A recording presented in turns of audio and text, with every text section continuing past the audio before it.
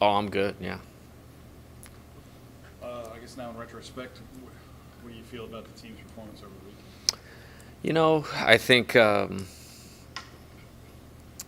just kind of looking at it phase by phase is how I typically do it. Um, I think winning and losing starts and ends on the mound. I do not think we pitched well. I think there's a lot of things that are correctable that we need to go back and look at and do, which I think we already started doing that. And then defensively, we did not play our best. I think we have a good defensive team. I want to be very clear. I don't think we played great on defense. Offensively, there were a few bright spots. And what I told the team, last night is, scoring 18 runs over the course of a weekend or averaging 6 a game, it's not enough to sweep, in league. It's not enough to win all 3 games at all. I do think it's enough to win 2 out of 3, if the other elements are in order. And so I think it gives us a baseline there. Base running, nothing really reared its head as a bad play or any of those types of things. I think from a team standpoint, relative to attitude, competitiveness, effort, those types of things, I think being in that environment will help our team and our group of players advance, in that way. As far as the defense is concerned, is it attention to detail and execution, or is it still guys time on task? I think a couple things. I mean, I'll give some credit to the opponent, putting pressure on us by getting the ball in play and getting on the ball and play with guys on base. And, ironically, a couple of the mistakes were in the outfield, and you don't really see that. I thought Tommy was exceptional at third base. I thought Michael was solid. We didn't turn that one double play on Friday, which we ended up losing 10-4, so it's hard to say that, but I think that was a critical play. If we get out of that inning 3-1, I think that game can turn out a little bit differently. I really believe that in a lot of facets. Now, does Saturday play out the same way? So you never know that. I'm not as concerned about the defensive part of it, to be honest with you. I think I'm going to give Mississippi State credit for putting pressure on us, getting the ball in play. I think those things are very fixable. Anything stand out that was alarming about the pitching? I thought I'll just give the positives. I thought Nate for 10 pitches was great. Clearly, he has to throw more than 10 pitches on a weekend. He's one of our better guys. And I thought Griffin competed well in the game on Saturday. I think the guys that had pitched in those environments before were a little more settled, and maybe helped them in that regard. I think it's a good learning experience, for a lot of those other guys. And, there's just a lot to that dynamic that will shake out and will get figured out. I mean, to this point, it's pretty hard to argue. And again, I know it's not the same thing, the non-conference and the conference schedule, but I have good optimism that we'll pitch better, and we'll pitch better this weekend. I think a lot of people would use the phrase "wake-up call," but is it more of a Yeah, no, these guys are no. I don't. That's they weren't going in there and not wanting to win, and in some ways not prepared to win. We got beat by a team that played really good 2 out of 3, and one message for me right now is to them is when it's going well. And it's gone well here for most of 2 years, and it's gone well for this team. This year it's never really as good as it seems, and when it's bad, it's not as bad as it seems. It's how you look at it, and right now we need to look at improvement and in every phase of how we play, and that's all we can do. And it's certainly not getting any easier, and so that's not a surprise to anybody. This is a really good conference schedule that we have, and I would include that team that we just played in that. It was not a surprise to me. Those top 5 in the order are really, really good, as they showed. Their pitching coach is doing a nice job. They got them throwing strikes, and they played in a good atmosphere. That's the first time at that ballpark that I've seen it like that. I've had a lot of good success there in the past, and they had a very good home field advantage this weekend.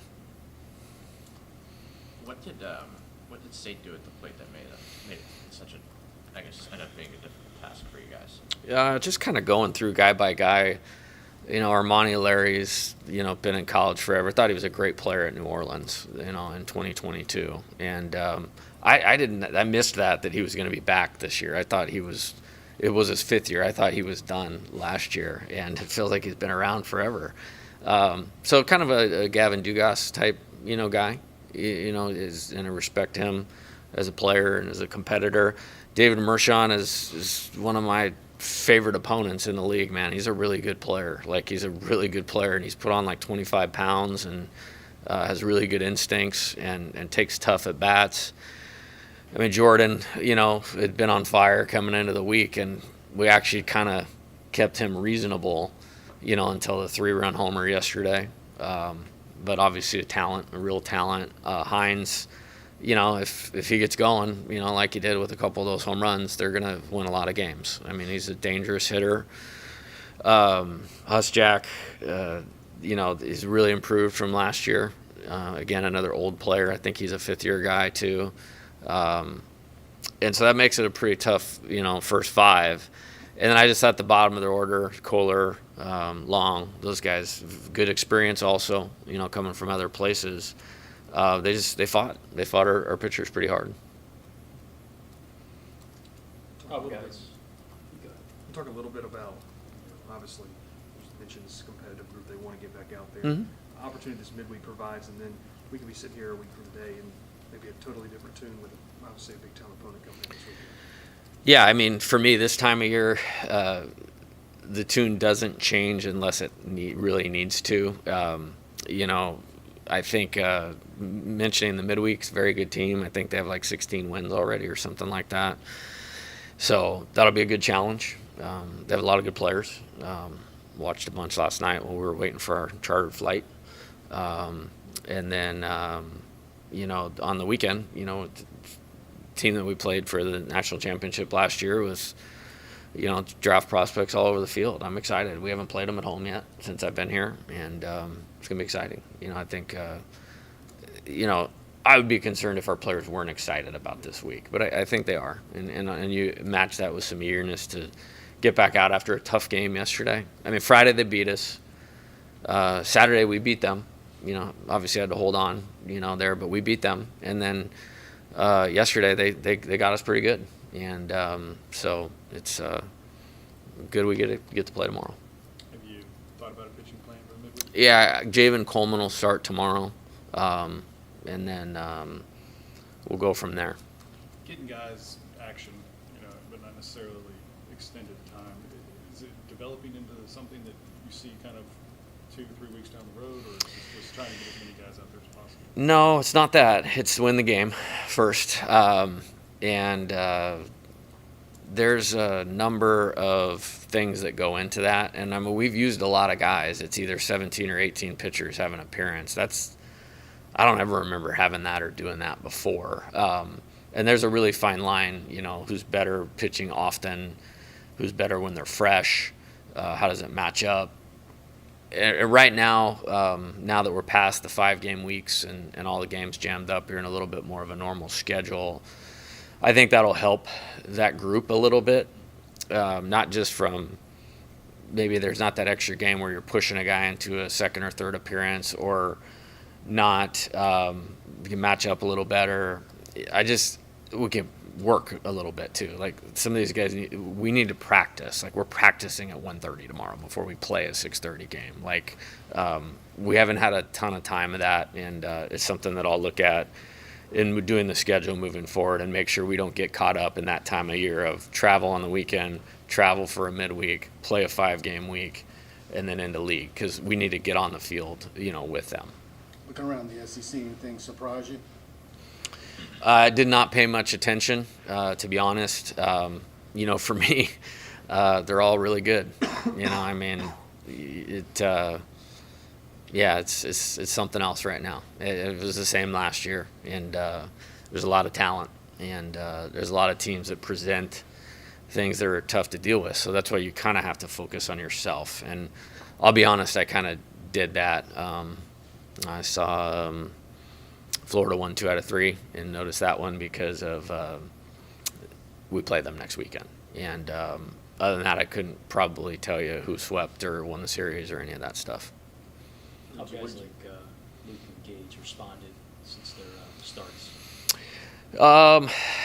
I talked to Luke a little bit on Saturday, and he's just such a professional about how he goes about his business and so competitive. It's like I'll be better this week, and I thought he gave us a chance to win without his best stuff, and we kind of got caught in that middle part of the game right there where it's tough to kind of take him out. Like I probably could have got him out maybe a batter or two quicker, but the guy had thrown 24 scoreless innings. And for my book right now, that's who I want on the mound, and he's earned that right to do that. And so I expect that. Gage is highly competitive as well. I haven't talked to him. I didn't talk to him yesterday. Was focusing on the game, but I'll get in touch with him today or tomorrow. But he's certainly talented, as he's proven to this point, and I'm sure eager to get back out there and compete this weekend. The staff as a whole, collectively, what did you see body language-wise as the weekend progressed? Oh, they want to do better. I know that. I mean, if they're okay with that, that's not okay. I mean, but I have good faith that it will be better. And, I've had games like that or weekends like that in the past where you felt like, man, that was inevitable, like it was coming because of maybe a talent deal. I haven't coached at LSU my whole career, so I have a little more optimism that these guys will be able to respond to that. And there's a few guys we need to push up the chart a little bit. Like they have more talent, than where they're at right now. And it's our job to help them get that out of them. And then the pitching roster for the weekends is very fluid right now, and that's not a bad thing. That's a good thing. In today, like we're splitting the off day a little bit. Some guys are going to get on the mound and work today, in preparation to potentially pitch tomorrow. And if they don't pitch tomorrow, then we'll have like a simulated game thing on Wednesday, to make sure that there's a lot of guys. Like I'll give you an example, like Micah Bucknam, his first outing he was lights out, and I was so excited about it. I put him out there the next day on one day's rest, and he didn't necessarily throw great, but in that one outing, he showed me like, man, like there could be something here. Like that's a guy I'd like to get back on the mound, and just haven't. And we've been keeping the run totals low until this weekend, and we didn't. So we need to go back to the drawing board a little bit and make sure we're pulling the best out of each guy in terms of how we train them, how we prepare them, how we pitch call for them, all of those things to maximize their talent. And so we're deep diving a lot of that right now. Was it tough adjusting to an offense that was just so aggressive early in the counts?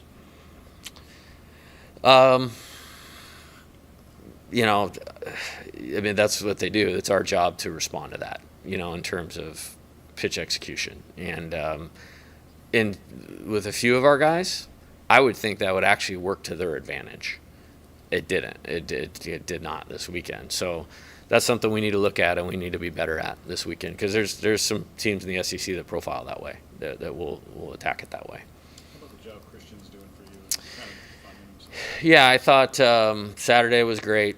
I mean, I literally, like, hey, you're getting a double play ball right here. Like, I don't think I said Tommy, but it's like left side of the infield. Like, it's coming. Like, just throw this pitch with really good conviction. And he did it. And I was really proud of him for that. Got a couple guys out, had a couple good strikeouts early in the inning, and then we weren't able to finish that inning. But I see some things that I like, and feel like there's been some good improvement there. The outfield, you get enough data on that now to feel good about where you're going, or is it still seeing what? Yeah, I mean, no. I mean, and what I mean by that is, and this is a good thing. I just think a lot of them are the same, and across the board, a lot of them are the same. I think Josh played well this weekend, and I would expect him to, having the experience that he does. And there's some guys that provided some good things in the weekend, but we're just not where it's like, okay, this is what we're going to do. And,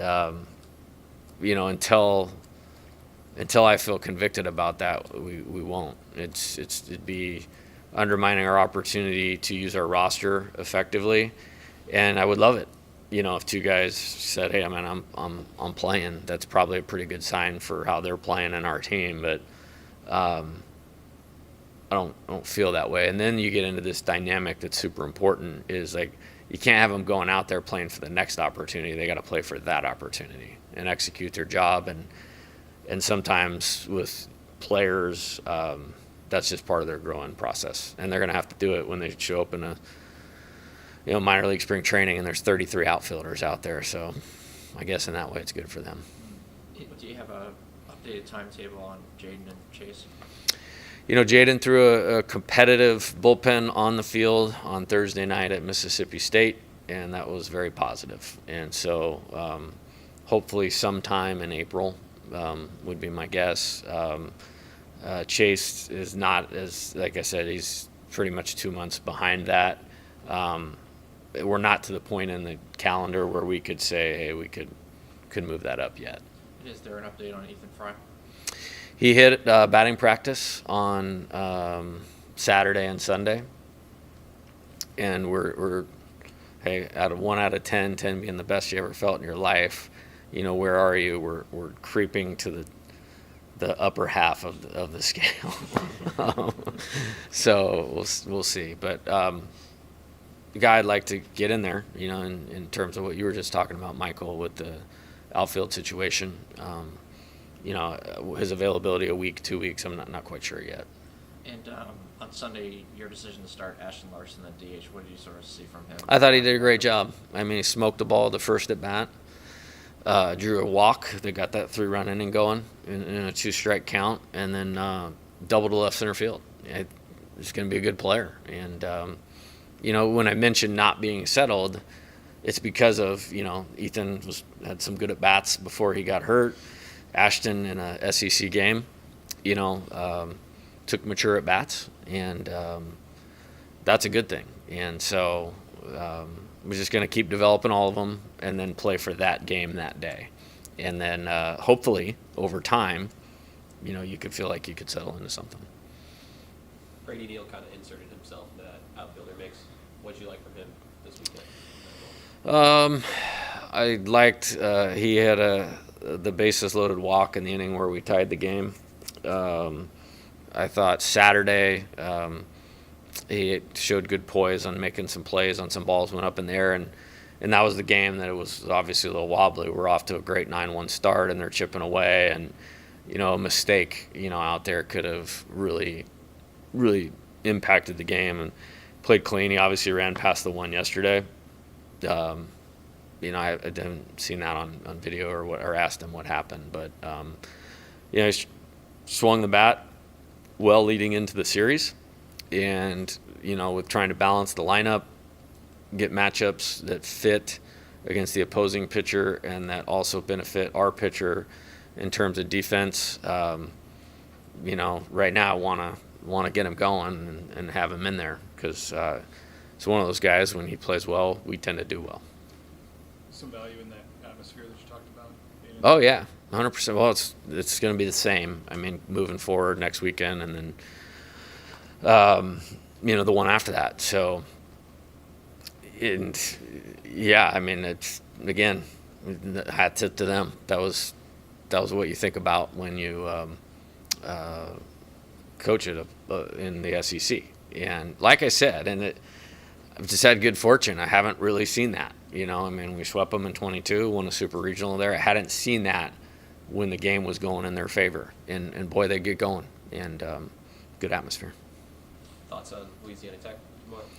Yeah, like I said, a lot of wins. Lane's a good coach, confident, have some old players. Again, I guess this is the last year of the COVID. You'll look at a name on a scouting sheet and going how is this guy still in college? And they're probably saying the same thing about Travinsky, you know what I mean, or Mac Bingham, you know what I mean. But they have a few of those guys, and they do good. They have a good coaching staff, And, you know, it's going to be a good game. Michael Braswell also had a pretty good weekend. Is he one of the positives? Oh, definitely. Yeah. I appreciate you saying that. Yeah, I thought he took a bats like he looked like he'd been there before. And, you know, I'm really, like I told you guys at the beginning of the year, it's hard to imagine this team without him, you know, and I think the best is still yet to come. So, yeah, I thought that was a positive. Talk about Tommy and just defensively, maybe some of the things that you saw, maybe back in the fall, him really kind of wanting to hone that. Yeah, he's just a competitive guy, and you know, he came here because I said you're playing third base, and we're going to make you better. That's why he came to LSU, and yeah, he has, and I think he took a lot of pride in it. And when you have talent and you have determination and you have a specific plan to do something well, you can get better at it. And I think all those things combined have made him a better defensive third baseman. And he played exceptional this weekend. And like I said, for me, it's obviously it's about winning. But to win, the play has to be right. And that was a real positive in terms of the play is how he played defense this weekend and how he's continued to play defense early this season. Feels like that's not something just helps him personally with his future, but also you guys. Oh, later yeah. down the line. Yeah, well, it's both. Yeah, let's not kid ourselves. It's both. I mean, that place was packed with high-level professional baseball people this weekend. People don't, I mean, the players don't know because they know what they look like. I know what they look like. And the dudes that were pulling the trigger on the picks in the first round, they were there this weekend, a lot of them. And so, you know, I think he's one of the best. We were talking about it yesterday. Like, he's one of the best players I've ever coached, and certainly one of the best players in the country right now. And I thought he hit like that. I thought he defended like that this weekend. Good. All right, guys. Thank you. See you tomorrow. Thanks, George.